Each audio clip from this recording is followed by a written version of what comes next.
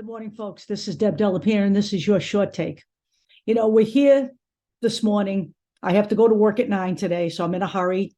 I need to get this done early, so having coffee together.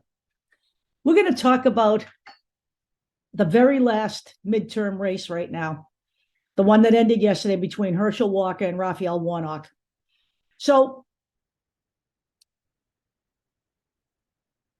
I'm seeing a lot of stuff out there on social media that's absolute nonsense. Like one statement about what's wrong with the Democratic Party candidate that he couldn't beat Herschel Walker by a big enough number. You know what? Again, let's talk. That kind of talk is right-wing construct. It's been around since 2016 when we started talking about, the Democrats trafficking in children, the fact that the Democrats are just as bad as the Republicans, blah, blah, blah, blah, blah. You know what? I'm not there anymore. And you know what? Anybody who wants to live in the right-wing netherworld of 2016 can stay there, okay? I don't give a shit what you do.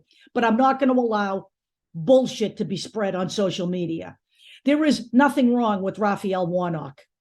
The fault of, not being able to beat or trounce Herschel Walker is a moot point. We don't need to trounce people to be winners, okay? The whole midterm, we could have done a lot better. We're going to talk about that again in a subsequent video tomorrow morning. The Democrats could have done better, but so could the Democratic Party voters. We're going to get to that, but we're going to talk about Herschel Walker today. The question isn't what's wrong with the Democratic Party candidate. The question is what's wrong with a party that would select and foist an inept candidate like Herschel Walker on the American people, a man that they would put in our government as senator, who was so inept that he couldn't even make public appearances without being flanked by Ted Cruz and Lindsey Graham. Let's forget that he's a bad actor. We're going to get to that. Let's talk about the fact that the man can't string a sentence together. The man hasn't got a thought process, doesn't understand the government, couldn't even understand the crucialness of his Senate run, couldn't tell the difference between the House and the Senate, okay? That's the man that they put up, a man who doesn't understand global warming, doesn't understand poverty, and is a black man telling people that racism doesn't exist. He knows better. But then again, you know what? Let's talk about Herschel Walker, the victim of white supremacy. He is. He's the victim of the white supremacists, and he's a victim of the Republican Party. But he's not blameless. He's not blameless. I'm tired of that discussion as well. There are a lot of black people right now being used by white supremacists and the GOP. Maybe Yee doesn't realize it, but that's what's happening to him too. And Candace Owen is certainly much more aware than either Yee or Herschel Walker, but she's also being used by right-wingers. And she just doesn't know it yet because she's too, steeped in her racist bullshit. It is possible for black people to be racist too. She's one of them. She's out there telling her own people that there's no racism in America. She's out there telling people that George Floyd died from drugs, not from, Derek Chauvin's knee on his throat, okay? She's being used by the right. And she's married, by the way, to a white, very right-winger from the UK, who is the CEO of Parler. So let's understand that. But let's talk also about the voters of Georgia. Let's talk about the evangelical Christians who would embrace Herschel Walker, a man who was a deadbeat dad to 4 kids, who hid his children so as not to be seen. A man who threatened 5 women, including his ex-wife, whom he held a gun to her head and threatened to blow her brains out. Let's talk about a man who's lied about his education, said he graduated with honors, he didn't even graduate, lied about his businesses, and lied about the state in which he lived. On his taxes, his primary residence is Texas, yet he's running in Georgia.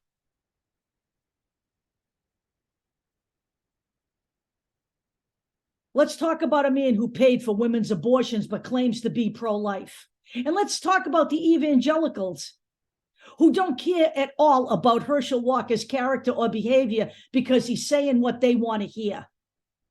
But yet, let's talk about Raphael Warnock, a man who is a pastor at the Ebenezer Baptist Church, the same church where Martin Luther King was a preacher. Let's talk about him.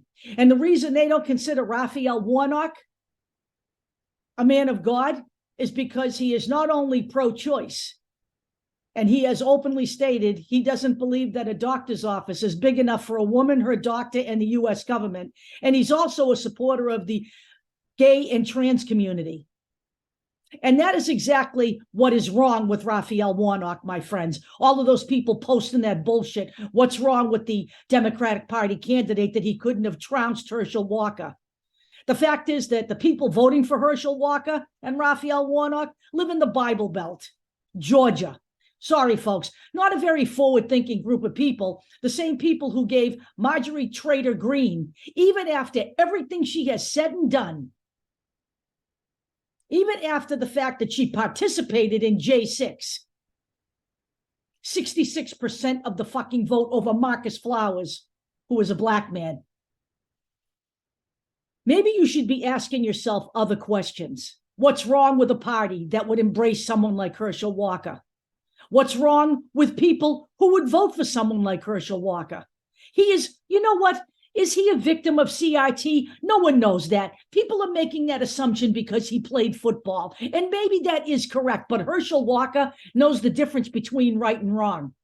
He owned the fact that he abused his wife. But of course, Herschel Walker said, you know, I put a Band-Aid on it. I went and got some help and I'm all better now. Well, you know what? There were 5 other women who came out of the woodwork to attest a different scenario there. So stop asking your questions. You know, this is all bullshit. You know, the people who ask questions, what's wrong with the Democratic Party, that they couldn't find a candidate that could trounce Herschel Walker. You know what? After everything you've seen since Donald Trump was elected, those aren't the questions you should be asking. Because as much as the Democratic Party has its faults, and we're going to go over those tomorrow, first thing in the morning, the Democratic Party is nothing like the GOP. Not even fucking close. Not even close. And I'm tired of that construct now. I'm tired of that. The question here isn't what's wrong with with Raphael Warnock. The question here is what is wrong with the people who would vote for someone like Herschel Walker? What is wrong with a party that is so intent on maintaining power that they connive and use people to get votes?